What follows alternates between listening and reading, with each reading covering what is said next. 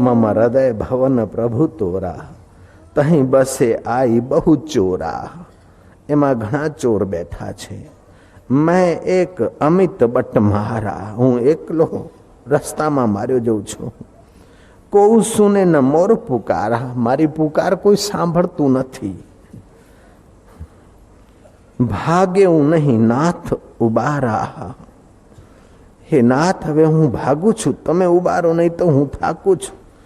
रघुनायक करहूं संभारा, हे रघुनायक हवे संभार कर। चिंता यही मोही अपारा, मने ए अपार चिंता छे। शू चिंता छे के अपजस जानी होई तुम्हारा, तमारो अपयश थशे मने चिंता छे। कारण के मारू हृदय हतुं त्यां सुधी मने चिंता हती, पण ए मारू हृदय तारू घर कर्युं अने तारा घरमां चोर पेठा होय तो अपयश तारो थशे। आई जा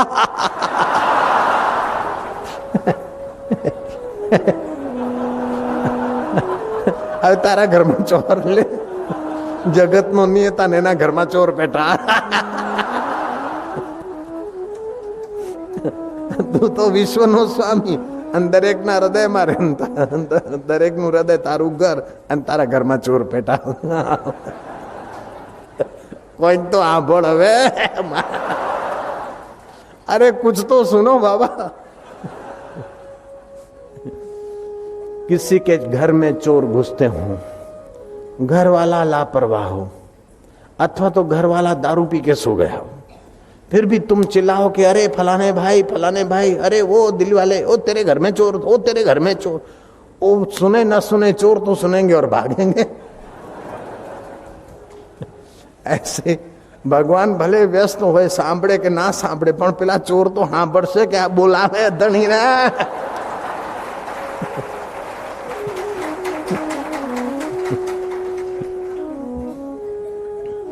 मम हृदय भवन प्रभु तोरा, ये तो पक्का करने जैसा है।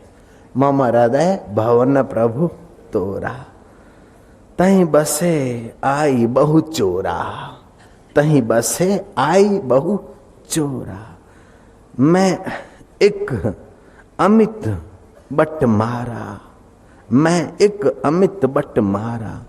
को सुने न मोर पुकारा, को सुने न मोर पुकारा। भाग्यू नहीं नाथ उबारा, रघुनायक करहूं संभारा, रघुनायक करहूं संभारा। चिंता यही मोही अपारा, मेरे को अपार चिंता हो रही है। चिंता यही मोही अपारा, अपजस जानी होई तुम्हारा, तुम्हारा अपजस हो जाएगा। तुम्हारे घर में चोर, चोर आए, चोर चोर रे चोर। हे महाराज सांभळो। इस भाव से भी आपके मन में प्रसन्नता आ जाए तो काम बढ़िया है, सौदा सस्ता है।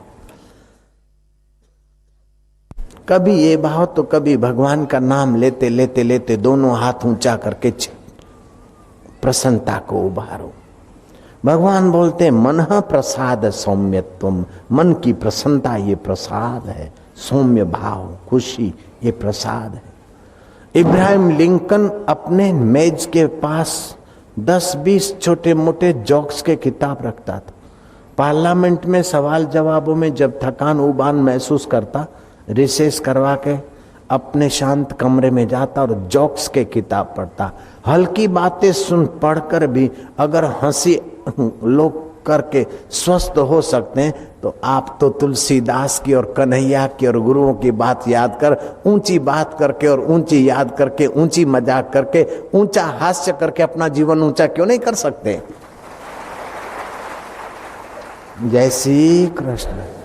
काका कालेलकर लिखते हैं कि 1 घंटा तो रोज हंसने के लिए अलग से रखना चाहिए, लेकिन मैं कहता हूं कि अलग से 1 घंटा रखो ये भी मुसीबत।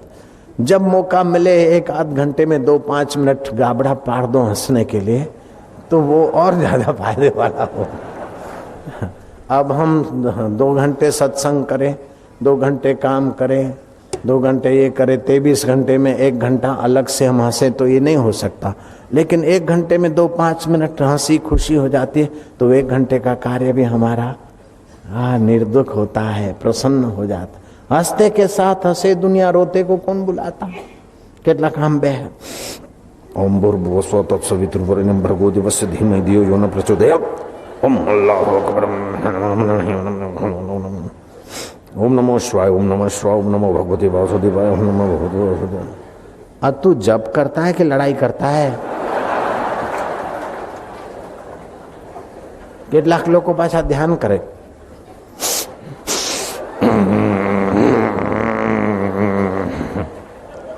तू ध्यान करे कि भूरी भैंस दौड़ावे छे।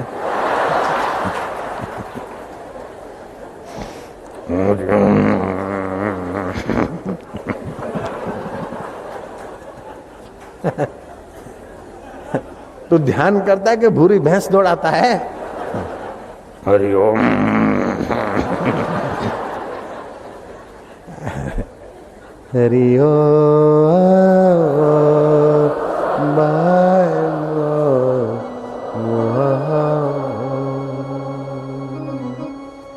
मधुरम मधुरे मंगलेभ्योऽपि मंगलम पावनम पावनेभ्योऽपि हरे नामैव केवलम् निश्वासे नहीं विश्वास कदा रुद्धोर्भविष्यति कीर्तनीयं मतो बाल्या हरे नामैव केवलम। ऋषि કહે છે કે ભગવાનનું નામ મધુરથી મધુર છે, પાવનથી પણ પાવન છે। નિશ્વાસનો કોઈ ભરોસો નથી, પ્રાણ પખેરું ક્યારે નીકળી જાય કંઈ કહેવાય નહીં। નિશ્વાસે નહીં વિશ્વાસ કદા रुद्धोर भविष्यसि कीर्तनीयम मतो बाल्यात हरे नामैव केवलम। बाल्यकाल से ही हरि के नाम का आश्रय लो, हरि के नाम के साथ आश्रय के साथ हरि के साथ अपना जो सनातन संबंध है, तुलसीदास जी ने जो बताया उस ढंग से कहो। मैं मम हृदय भवन प्रभु तोरा, मारू हृदय तारू भवन छे, तारू घर छे। मारू हृदय प्रभु तारू घर छे, मेरा हृदय तेरा घर है। तह बसे आई बहु चोरा, उसमें बहुत चोर घुसे हैं। खिन्नता, अशांति, क्रोध, लोभ, मोह, मद, मात्सर्य, घमंड, इस प्रकार से शांति और आनंद को चुराने वाले चोर घुस के बैठे। मैं एक अमित बट मारा, मैं एकल दोकल वटे मार्गु जैसा मारा जा रहा हूं। को सुने न मोर पुकारा, मेरी पुकार कोई सुनता नहीं। भागे हूं नहीं नाथ उबारा, वो भागते नहीं, अब तुम उबारो। रघुनायक करहूं संभारा, हे रघुनायक હવે તારા ઘરની તું સંભાળ કર મારા દેવ। ચિંતા यही मोही अपारा, મને હવે ઘણી ચિંતા થાય છે કે તારા ઘરમાં ચોર બેઠા। અબજસ જાને હોય તુમ્હારા, મને લાગે છે કે તમારો અબજસ થશે એટલે પણ આ ચોરોને ભગાડો અને તમારું ઘર હાચવો। કેવી મજાની ભગવાનની સાથે સવાર સવારે મીઠી મધુર વાર્તા હોય। એ કર્યા પછી રામ રામ રામ રામ હરિ હરિ હરિ હરિ હરિ હરિ હરિ હરિ હરિ હરિ હરિ હરિ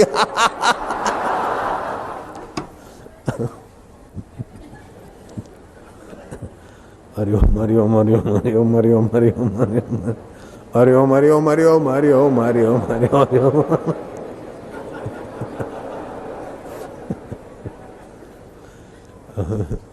ओम नमः शिवाय ओम नमः शिवाय नमः शिव शिव शिव शिव शिव शिव शिव शिव शिव। तारू घर छे, हृदय मारू घर तारू, हूँ तारो तू मारो मारा वालुड़ा। इस प्रकार आप मन प्रसाद अच्छी तरह से उभार सकते हैं।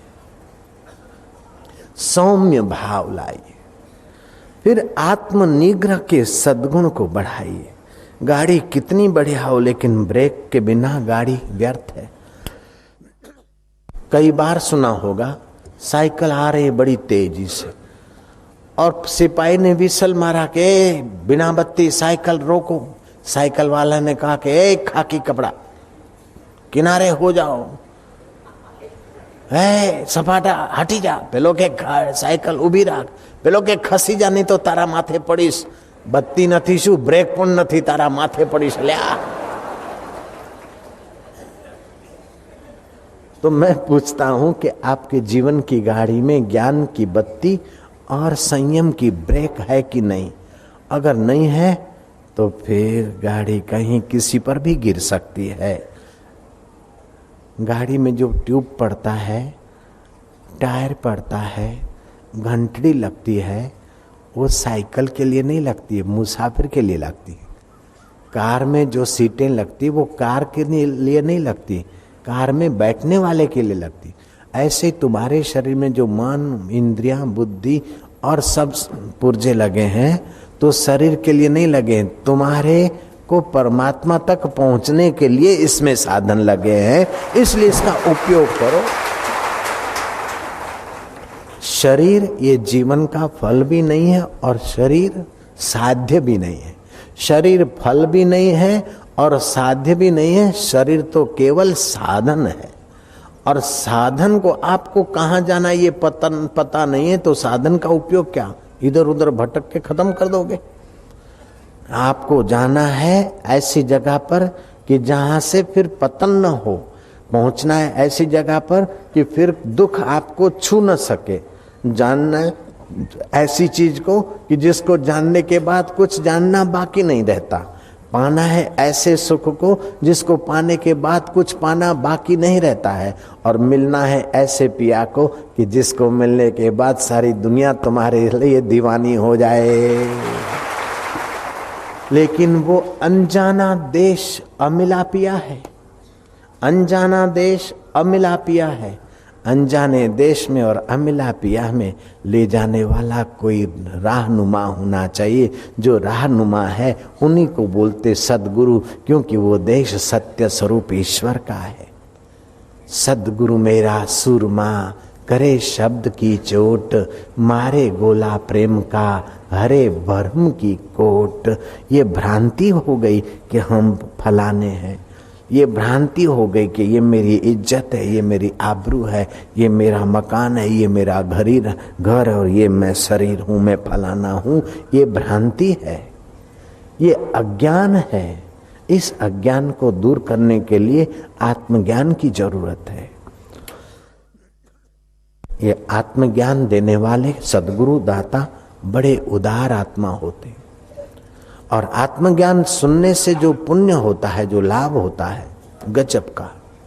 स्नातम तेन सर्व तीर्थम, उसने सारे तीर्थों में स्नान करने का फल पा लिया जिसने आत्मज्ञान का सत्संग सुना।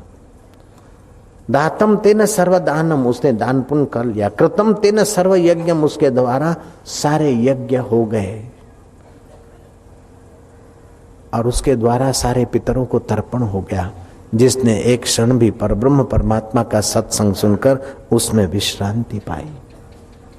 ये ऐसा है। कबीर ने कहा तीर्थ नाए एक फल, संत मिले फल चार, सतगुरु मिले अनंत फल, कहत कबीर विचार। अनंत न अंत इति अनंत, उस अनंत फल को पाने के लिए, अनंत जन्मों के पाप ताप मिटाने के लिए, अनंत जन्मों की बेवकूफी हटाने के लिए, अनंत जन्मों के उस प्यासे बिछड़ान को समाप्त करने के लिए आपके अंतःकरण में जिज्ञासा होनी चाहिए, तड़प होनी चाहिए, मांग होनी चाहिए। अगर मांग नहीं है तो गुरु क्या करे? गुरु की ये विशेषता कि मांग जगा दे। आपके हृदय में मांग नहीं होगी तो आप वहां पहुंचेंगे नहीं। आप मांग जगा दे। તમારી आवश्यकता છે कि બધા दुखोથી छूटवानी चावी। आप चाहते हैं कि मेरे को कोई दुख ना हो, लेकिन मांग उस प्रकार की नहीं है। आप चाहते बेटा मिल जाए, छोकरे की शादी हो जाए, मकान हो जाए, ये छोटी छोटी मांग। एक बार बड़ी मांग कर लो। एक कुंवारा था, उसकी शादी नहीं हो रही थी, गया गुरु के पास। गुरु ने कहा मैं तेरे को शादी का मंत्र दे दूं, शादी हो जाए, फिर आएगा गरीबी मिटाने के लिए, फिर तू गरीबी मिटाने का मंत्र करेगा वर्षों तक, फिर गरीबी मिटाने वाला देवता है। गरीबी मिट गई, शादी हो गई, फिर बेटा नहीं होगा तो बेटे के लिए फिर आएगा, और बेटा हो जाए और बेटे की शादी नहीं हो तब भी तू रोएगा। मैं तेरे को एक ही मंत्र दे देता हूं, अमुक देवता आ जाएंगे और तू उनसे मांग लेना कि मैं अपने पुत्र वधू को सुवर्ण के कलश में छाछ बिलोता देखूं, मैं अपनी बहू को, बेटे की पत्नी को सोने के कलश में छाछ बिलोता देखूं। अब बेटे की पत्नी तब आएगी जब तेरी पहले आएगी, और तेरी आएगी और बेटा होगा, और फिर बेटा बड़ा होगा और धन भी आएगा, तब तो सोने के कलश में उसकी बहू, उसकी पत्नी छाछ बिलोएगी। एक ही मंत्र से सब काम हो जाए, लेकिन मैं इस मंत्र पर भी राजी नहीं होता हूं। शादी भी हो गई, बेटा भी हो गया, बेटे की पत्नी भी आ गई, पैसे भी आ गए, लेकिन फिर भी एक दिन छोड़ के मरना पड़ेगा, और फिर जीवड़ा बनकर किसी के पेट में लटकना। मैं तो इससे भी बढ़िया मंत्र देना चाहता हूं, जयराम जी की, तुम्हारी बहू सोने के कलश में छाछ बिलोए, ये भी मेरी नजर में छोटी बात है। मैं तो ये चाहता हूं कि तुम्हारी बहू नहीं, लेकिन तुम्हारी वह बेटी, तुम्हारी बेटी ऐसे को बिहाए जो विश्व का स्वामी हो।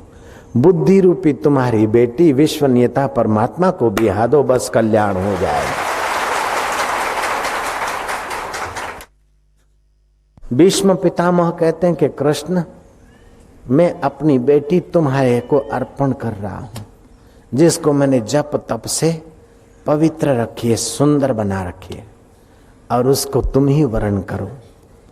ये मेरी बुद्धि रूपी बेटी अगर तुमको दे दी तो मेरा जन्म मरण पूरा हो गया। जब तक बुद्धि है, ये चाहिए वो चाहिए, इधर जाना है उधर जाना है, तब तक भटकना है। बुद्धि लग गई तुम्हारे साथ तो मैं अलग कैसे हो सकता हूं।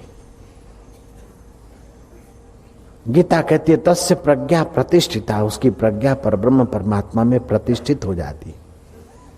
तो आप बुद्धि में ऐसा जिज्ञासा भरो कि बुद्धि रूपी बेटी पर ब्रह्म परमात्मा को वरण कर ले। भर्गो देवस्य धीमहि भूर्भुवः स्व तत्सवितुर्वरेण्यम, हम भगवान को वरण कर ले, हमारी बुद्धि, भगवान हमें स्वीकार कर ले, हमारी मति को। ये सबसे बड़ा भारी मंत्र है। सोने के कलश में छाछ बिलोहेगी बहू, फिर भी दुखों का अंत नहीं होगा, लेकिन इससे दुखों का अंत हो जाएगा, अज्ञान का अंत हो जाएगा, जन्म मरण का अंत हो जाएगा, पाप ताप का अंत हो जाएगा। आज सुबह बताया था कि सवेरे का ध्यान, श्वेत वर्ण का ध्यान मानसिक बल, बौद्धिक बल, आरोग्य बल जगाने में मदद करता है। भगवान की भक्ति तो होती है, लेकिन सुबह के समय श्वेत वर्ण का ध्यान, दोपहर के समय लाल रंग का ध्यान, और शाम संध्या के समय काली का ध्यान, काले रंग का ध्यान, अथवा भगवान श्याम सुंदर अथवा शिव जी के वो रुद्र रूप का ध्यान आप में शौर्य लाएगा। राजा इक्ष्वाकु ने मनु महाराज का अर्घ्यपाद से भली प्रकार पूजन किया। मनु महाराज ने पूछा क्यों मेरे को याद किया था। इक्ष्वाकु राजा ने कहा कि गुरुवर, मुझे लग रहा है कि संसार में मेरा समय, शक्ति और जीवन खत्म हो रहा है। ये दुर्लभ मनुष्य जीवन में अगर मैंने कुछ नहीं पाया तो फिर और हल्की योनियों में भटकना अनिवार्य हो जाएगा। गुरुवर, मैंने सोने के बर्तनों में भोजन करके देख लिया, गुरुदेव ललनाओं के साथ जी कर देख लिया, पदार्थों का उपभोग करते करते मैंने अपने बल, बुद्धि, तेज, तंदुरुस्ती और आयुष्य को दांव पे लगा दिया। आखिर ये बुढ़ापे के सफेद बाल मौत की खबर ला रहे हैं। गुरुदेव, मैं जन्मों से भटका हुआ, माताओं के गर्भों में लटका हुआ, अब तुम्हारी शरण आया। हे करुणा वरुणालय, तस्मात् कारुण्य भावेन, अपनी करुणा भक्ति से, करुणा भाव से मुझ जन्मों के भटके हुए को मार्गदर्शन दीजिए गुरुदेव। तब दयालु मनु महाराज ने कहा, ज्यादा कहने से क्या लाभ राजा इक्ष्वाकु। मुझे राजा अज ने याद किया, मैं वहां जा रहा था, तूने याद किया तो तेरे पास आ गया। मुझे आकाश मार्ग से जाना है। थोड़ी सी सार बात सुन ले। हे राजा इक्ष्वाकु, तू नित्य अंतर्मुख होने का अभ्यास कर। अंतर्मुख होने से मनुष्य के सारे दुख, पाप, ताप और वासनाएं क्षीण हो जाती। तुलसीदास ने भी कहा, निज सुख बिन मन होवै की थीरा। निज अंतर्मुख होकर निज सुख के बिना मन शांत पवित्र कैसे होगा। बिनु रघुवीर पद जिय की जरनी न जाई। भगवत पद के सुख के बिना, भगवत पद की शांति के बिना हृदय की तपन नहीं जाती। मनु महाराज ने कहा, राजा इक्ष्वाकु, तू नित्य अंतर्मुख रह। वासना को बढ़ाने वाले भोगों के पीछे मत दौड़, वासना को निवृत्त करने के ज्ञान के तरफ आ जा। जो घर में भोजन मिले वो कर ले।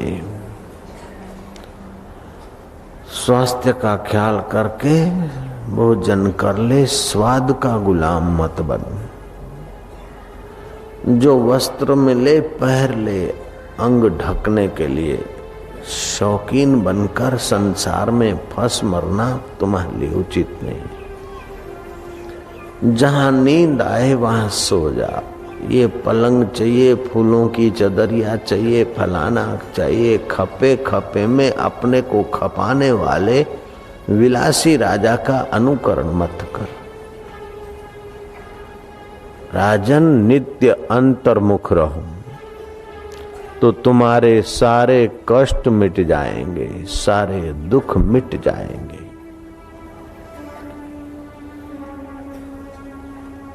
और अपने आत्म परमात्मा का ज्ञान तेरे हृदय में जगमगाएगा। सुना हुआ ज्ञान प्रकट होगा कि तू असंग आत्मा है। राजा, तूने राज्य वैभव तो भोगा, लेकिन आयुष्य नष्ट हो गई। अब तू आत्म वैभव भोग ले ताकि जीवन मुक्त हो जाए। जीते जी मौत के प्रभाव से परे अमर आत्मा का अनुभव हो जाए। जहां कोई दुख नहीं, कोई शोक नहीं, कोई मुसीबत नहीं, कोई पाप ताप छू नहीं सकता, ऐसा तेरा आत्मा है। उसको जानकर तू सब दुखों से छूट जा। मीराबाई ने तुलसीदास को पत्र लिखा था। श्री तुलसी सुख निधान दुख हरत गोसाई। हे संत सुख निधान, दुख हरने वाले, बार ही बार प्रणाम करूं, अब हरो शोक समुदायी। ये मेवाड़ की रानी कहलाती हूं, लेकिन ये शोकाकार है। ये हीरे मोती जवाहरात और भोग तो भविष्य में दुख देने वाले हैं। महाराज, मेरा शोक निवृत्त हो, ऐसा उपाय बताओ। बार ही बार प्रणाम करूं, अब हरो शोक समुदायी।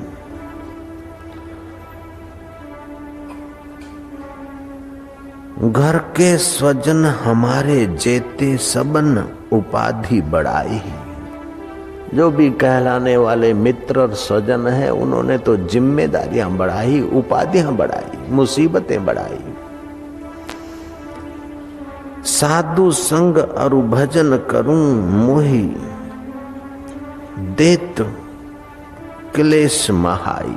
मैं साधुओं के संग में जाती हूँ, भजन करती हूँ तो मुझे क्लेश देते, मुझे रोकते टोकते हैं और मुझे भोगों के तरफ घसीटते हैं। वासना निवृत्ति के राजमार्ग पे चलने नहीं देते, वासना के कीचड़ में मुझे धकेलते। महाराज, बालपन में मीरा कीन्ही गिरधर लाल की मिताई। मैंने बाल्यकाल से गिरधर लाल की मिताई की, बंसीधर की मिताई की, जो सदा अपने आत्म सुख में रमण कर रहे हैं, ऐसे श्री कृष्ण से मैंने मित्रता की है, संबंध जोड़ा है। मैंने योगेश्वर से संबंध जोड़ा है, संसारी मुझे भोगों से संबंध जोड़ने को घसीट रहे। महाराज, आप मुझे सहाय करो।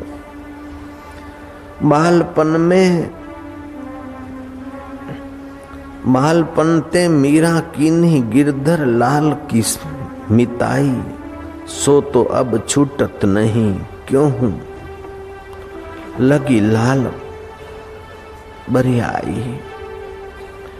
मेरे माता पिता के समान है। हे महाराज, आप मेरे माता पिता के समान है, मेरे माता पिता के समान है। हरि भजन सुखदाई। आप मेरे माता पिता के समान है और मेरा अनुभव के हरि भजन सुखदाई है। अंतर्मुख होना सुखदाई है, अंतर आत्मा में गोता मारना सुखदाई है। भगवत रस पान करना सुखदाई है, भगवत शांति में डूबना सुखदाई है, भगवत ज्ञान सुखदाई है। भोगों का ज्ञान और भोगों का चिंतन तो जीव को अधोगति में ले जाता है। महाराज, मेरे माता पिता के सम है हरि भजन सुखदाई। अमन को कहा उचित कर भी को है, सो लिखियो समझाई। अब मेरा स्त्री शरीर है महाराज, घर वाले मुझे दबोचते हैं, गहने गांठों के तरफ, मेवे मिठाइयों के तरफ, इच्छा वासना भड़काने के तरफ ले जाते हैं, जिससे नरकों में पड़ना पड़ेगा। महाराज, अब आप मुझे कृपा करके पत्र लिखकर मुझे समझाओ कि मुझे क्या करना चाहिए।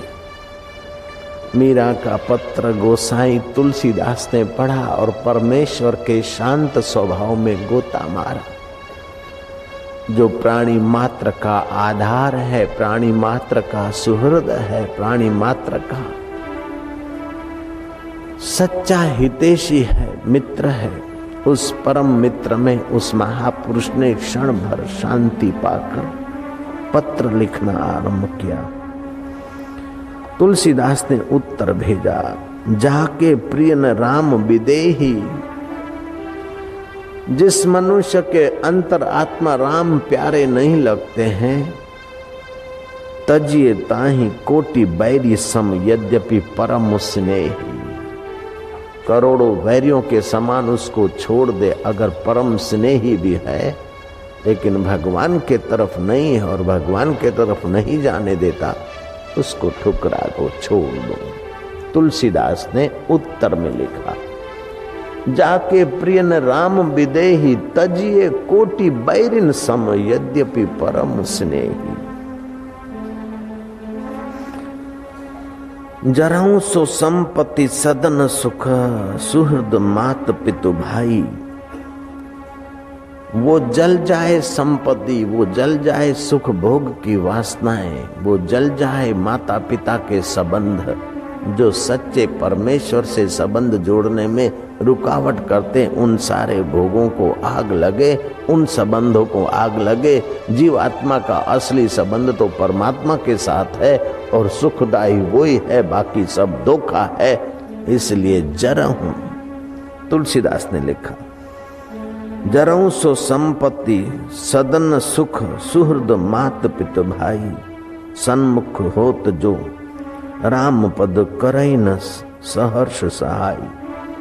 ये माता पिता, सगे संबंधी, भोग वासना, ये संबंध सारे जल जाए जो भगवत शांति के तरफ, भगवत सुख के तरफ जाने में सहायता नहीं करते हैं।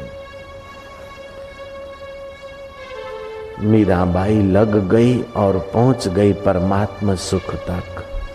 ऐसे ही मनु महाराज का उपदेश सुनकर राजा इक्ष्वाकु लग गए। मनु महाराज ने कहा, राजन तुम नित्य अंतर्मुख हो, फिर तुम्हारा दिव्य ज्ञान, सुख और आनंद प्रकट होगा। संसार के तापों में तपे हुए मनुष्य के लिए योग परम औषध है। संसार तापे तप्ता नाम योगो परम औषधः। संसार के तापों से जो तपे हैं बेचारे जीव, उनके लिए भगवत ध्यान योग परम औषध है।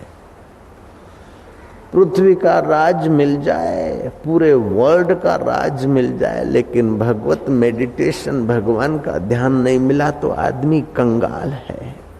वाइन पिएगा, लेडी के पीछे जाएगा, मरेगा, जन्मेगा। रूखी रोटी मिलती है और भगवान का ध्यान मिलता है, भगवान का सुख मिलता है, तो समझो वो भाग्यशाली है,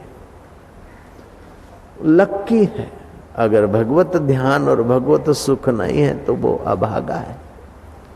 वो अपनी योग्यता नश्वर चीजों में नाश करके फिर क्या पता एनिमल होता है, ट्री होता है, कि मनुष्य होता है, कि कीट पतंग होता है।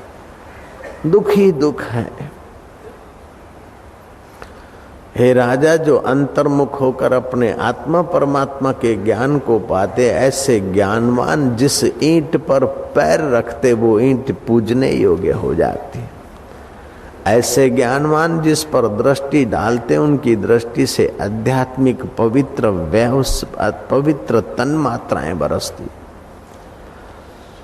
वे पुरुष जिस वस्तु को छूते हैं वे वस्तु प्रसाद हो जाती है, और जो वचन बोलते हैं वो दुख नाशक बन जाते हैं। ऐसा पवित्र वो परमात्मा का ध्यान है। आंख के 13 पलकारे गिरे, उतनी देर भी परब्रह्म परमात्मा के ध्यान में कोई डूब जाए तो उससे जगदान करने का फल होता है। भगवान शंकर ने वशिष्ठ को कहा, 17 निमेष, 17-12 के पल के, अथवा तो निमेष यूं कहते हैं, एक घुटने से हाथ चला, दूसरे घुटने से घूमकर चुटकी बजाई, उसको एक निमिष बोलते। ये 1, ये 2, ये 3, ये 17 निमेष उस परमात्मा में ठीक से शांति पाई तो उसे बाज पे यज्ञ करने का फल होता है। 1 घड़ी 22.5 मिनट अगर उस परमात्मा में ठीक से शांत हो गया तो उसे राजसु यज्ञ करने का फल होता है। और 1 पहर अगर उस परब्रह्म परमात्मा में समाधिस्थ हो गया तो उसे अश्वमेघ यज्ञ करने का फल होता है। जिन संतों के दर्शन करने से संसारी लोगों के पाप ताप निवृत्त होते हैं, जिन संतों के दर्शन करने से संसारी लोग पुण्यात्मा बनते हैं, ऐसे संत भी परब्रह्म परमात्मा का ध्यान करके स्वयं पावन होते और दूसरों को पावन करते हैं। ऐसा है परमेश्वर का ध्यान, ऐसा है परमेश्वर की शांति। महामूर्ख में से महाकवि कालिदास कैसे बने? भगवान नाम जप करते करते ध्यान में मग्न हो गए। संसार के तापों से निवृत्त हो जाता है। वासना निवृत्ति का ये सुंदर उपाय, वासना क्षय का, दुख क्षय का, पाप क्षय का, बेवकूफी के अंत का, इससे बढ़िया कोई उपाय आज तक हमने नहीं देखा। भगवत ध्यान, भगवत नाम और भगवत प्रीति के निमित्त कर्म करें। कुछ कर्म प्रकृति के प्रवाह से होते हैं, कुछ कर्म अपनी वासना से होते हैं, कुछ कर्म नाना नानी दादा दादी के संस्कार जो खून में होते उनसे होते हैं, लेकिन ये सारे कर्मों और वासनाओं में सत्ता तो परमात्मा की है। तू परमात्मा की प्रीति का उनको मोड़ दे दे, तू निर्बंध हो जाएगा। युद्ध के मैदान में घोर कर्म कर रहे हैं अर्जुन, फिर भी कर्म का बंधन नहीं लग रहा है। ये कर्म कौशल्य है, योग कर्म सुकौशलम। भगवान श्री कृष्ण का योग अद्भुत है, भगवान श्री कृष्ण का गीता का ज्ञान अद्भुत है।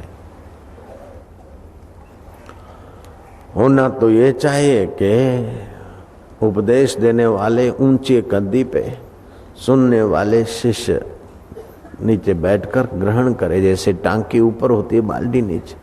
लेकिन कृष्ण ने गजब कर दिया है। तो कृष्ण सारथी, घोड़ा गाड़ी चलाने का काम कर रहे, तो अर्जुन की आज्ञा मानना चाहिए। लेकिन कृष्ण अर्जुन को उपदेश दे रहे, ज्ञान दे रहे हैं। कैसे अद्भुत हैं कृष्ण अपने निष्ठा में। और उसी ज्ञान से अर्जुन के सारे शोक दूर हुए, अर्जुन के सारे कर्म बंधन कट गए। अर्जुन कर्म, घोर कर्म, युद्ध जैसे कर्म करते हुए भी निर्लेप नारायण पद को प्राप्त हुआ। ये भगवत ज्ञान और भगवत ध्यान जीव का उद्धार करने वाला है।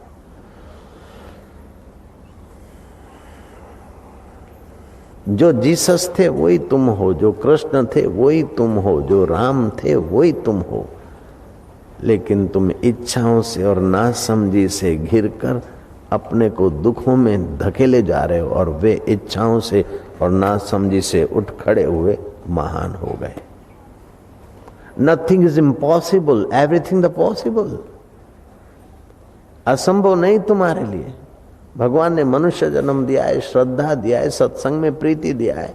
केवल गांठ बांध लो कि हमको सब दुखों से छूटना है, सब सुखों के सार को पाना है, और इसी जन्म में पाना है। बस ये गांठ बांध लो, इसको दोहराओ। फिर इस काम करने में जो अनुकूलता है उसका उपयोग करो, जो प्रतिकूलता है उसको हटाते जाओ। जैसे मीराबाई ने तुलसीदास को लिखा कि मेरे को तो भगवान की प्रीति के सिवा कोई अच्छा नहीं लगता, और घर वाले मुझे संसार के भोगों में घसीटते, अब आप ही बताओ मैं क्या करूं। तुलसीदास ने हकीकत बता दी। जाके प्रिय न राम विदेही तजिए कोटि बैरिन सम यद्यपि परम स्नेही। जिसके प्रिय आत्मा राम परमेश्वर नहीं है, उसको करोड़ों वैरियों के नहीं छोड़ दो, उनके चक्कर में मत आओ। जरऊ सुसंपत्ति सदन सुख सुहृद मात पितु भाई। माता पिता सगे संबंधी संपत्ति सुख सब, सबके संबंध जल जाओ।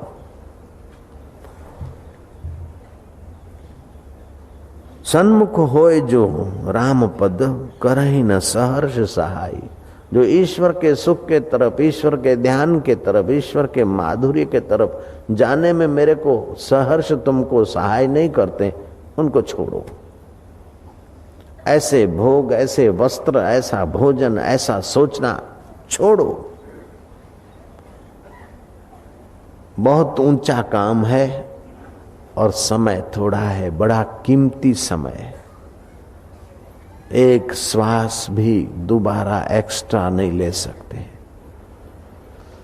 ऐसा मनुष्य जन्म कीमती है, उसको इधर उधर न गंवाए, गपसप में न गंवाए, अपना काम बना ले।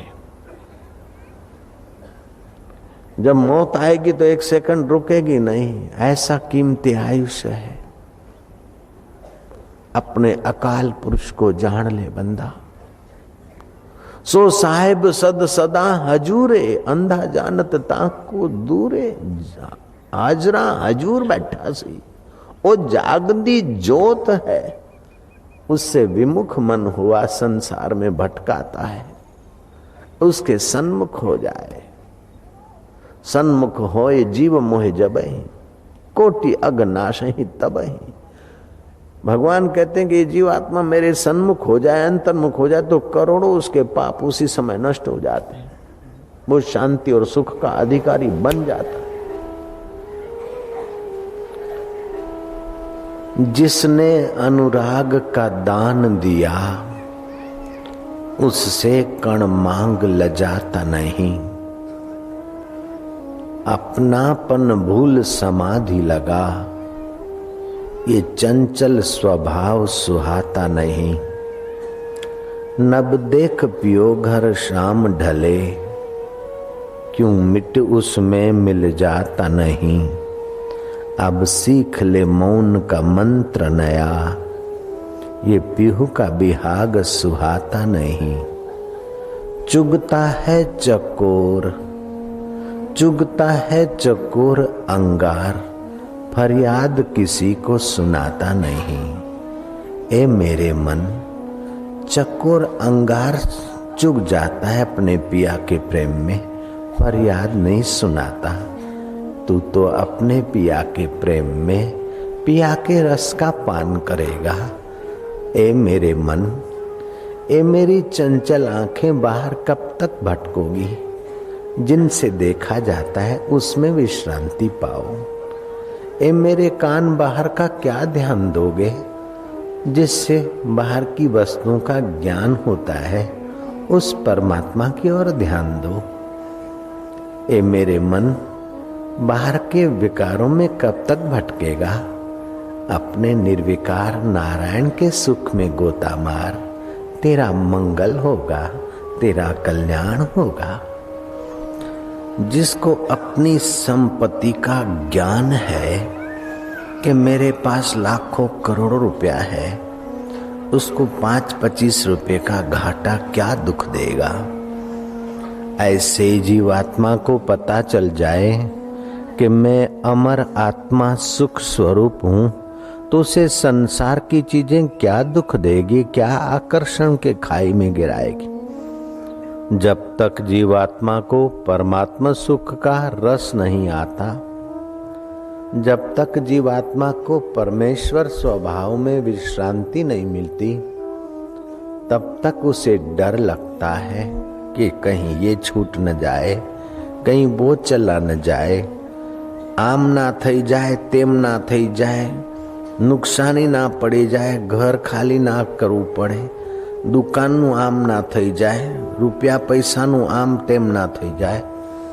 ये भय, शोक, चिंता, दीनता, हीनता और तमाम मुसीबतें तब तक रहती है जब तक अपने अथाह धन को नहीं जाना, जब तक अपने अथाह सुख को नहीं जाना, जब तक अपने अथाह आनंद को नहीं जाना, जब तक अपने अथाह ज्ञान को नहीं जाना।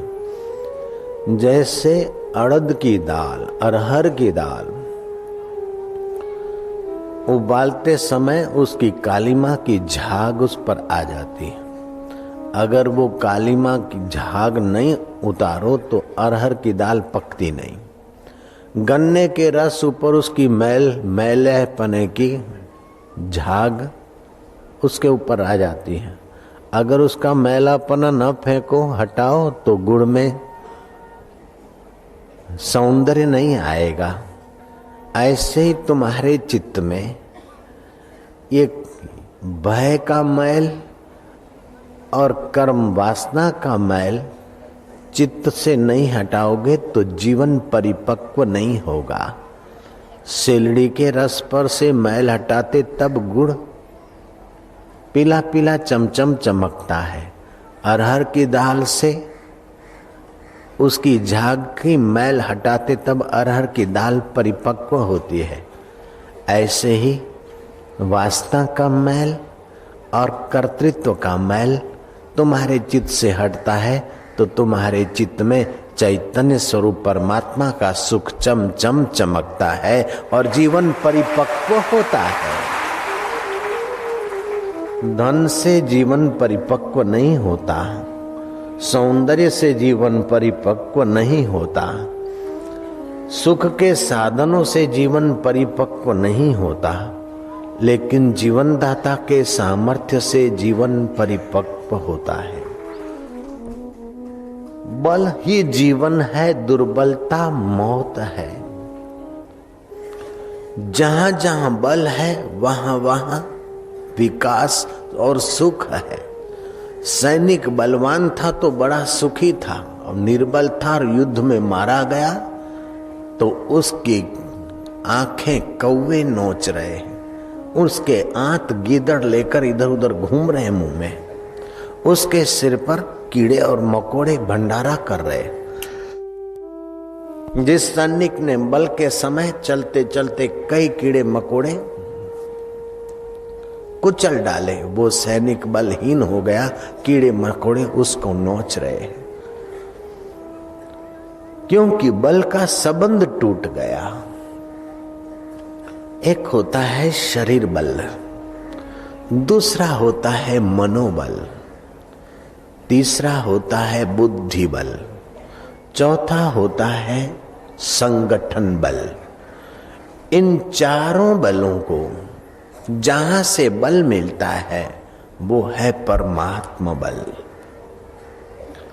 शरीर का स्वास्थ्य भी उस परमात्मा सत्ता से आता है। साधन कमजोर हो गए, सत्ता से सामर्थ्य लेने की क्षमता घट गई, हम बूढ़े हो गए, दुबले हो गए। शरीर बल घटा, चलो मनोबल है तो खींच लेगा गाड़ी। मनोबल भी घटा तो बुद्धि बल से जी लेगा, बुद्धि बल भी थोड़ा घटा, संगठन बल से जी लेगा। लेकिन ये सारे बल जिससे आता है उस बल आत्मा बल से संबंध टूटा तो शरीर टिक नहीं सकता। हाथी में शरीर बल बहुत है, लेकिन शेर का मनोबल ऐसा कि झुंड के झुंड हाथी भाग जाते हैं। एक शेर गरजता है तो डजनों हाथी भाग जाते हैं। हाथी रात को, जंगली हाथी जब जंगल में सोते हैं तो 10, 12, 15 हाथियों का, 20 हाथियों का झुंड होता है। उसमें एक हाथी चौकी करता है कि हमको कोई उठा के ले न जाए, और दूसरे हाथी सोते। इतने डरपोक हैं कि जब शेर दहाड़ता है तो सब इधर उधर भागने लग जाते, और शेर उनके सिर पर चढ़ के उन्हें फाड़ डालता, मार डालता। तो हाथी के पास शरीर बल है, शरीर बल से ज्यादा बलवान मनोबल है। शेर के पास मनोबल है, शेर की विजय हो जाती है। और महावत के पास बुद्धि बल है, शेर को भी पिंजरे में रख देते हैं। सर्कसमैन के पास बुद्धि बल है, मनोबल का उपयोग बुद्धि बल से करके एक स्टूल से दूसरे स्टूल पर शेरों को बिठाते मनुष्य। और बुद्धि बल से भी संगठन बल ज्यादा महत्व रखता है। धनवानों के पास बुद्धि बल है, ऑफिसरों के पास बुद्धि बल है, लेकिन जिसके पास सामाजिक संगठन बल है वे ऑफिसर और धनवान नेता की खुशामद करते हैं, नेता को खुश रखने की कोशिश करते हैं। संगठन बल बुद्धि बल वालों से भी ज्यादा बाजी मार लेता है। मंत्री से पूछो, जपत वाला से, छे के नहीं? एमज होए। जय श्री कृष्ण। और संगठन बल होने पर भी अगर पवित्र भाव है तो जहां से सारे बल आते हैं उस परमेश्वर के नाते संत के द्वार पे आदमी चला जाएगा, चाहे राजा हो चाहे नेता। अगर पुण्य नहीं है और समझ ठीक नहीं है तो संगठन बल मिला, मैं भरतरी राजा हूं, खाओ पियो और लहर करो, तो काल गला दबोच देता और नरकों में घसीटता। लेकिन राजा भरतरी ने संगठन बल का भी शाश्वत आश्रय न लिया, शाश्वत बल का ही आश्रय लिया। शाश्वत बल आत्मा का है। शरीर मरने के बाद भी तुम्हारा उस आत्मा के साथ संबंध नहीं छूटता, नहीं टूटता। उसी आत्मसत्ता से ही तुम्हारी स्वर्ग की यात्रा होती है। उसी आत्मसत्ता से तुम्हारे पाप काटने के लिए नरकों की यात्रा होती है। वो आत्मसत्ता तुम्हें नारकीय यात्रा कराकर तुम्हें शुद्ध करता है और स्वर्गीय यात्राएं करके तुम्हें उल्सित करता है और फिर मनुष्य देह में ले आता है ताकि तुम देर सबेर उस आत्मबल को जानकर अमरता को पालो। राजकाज के आकर्षण से, व्यवहार से, परिश्रम से उबे थके राजा जनक जंगल के तरफ रथ को लेवा गए और मंत्रियों को, टहलवों को दूर खड़ा करके तमाल वृक्ष के नीचे थकान मिटाने के लिए टेका देकर शुद्ध हवा खोरी के लिए बैठे।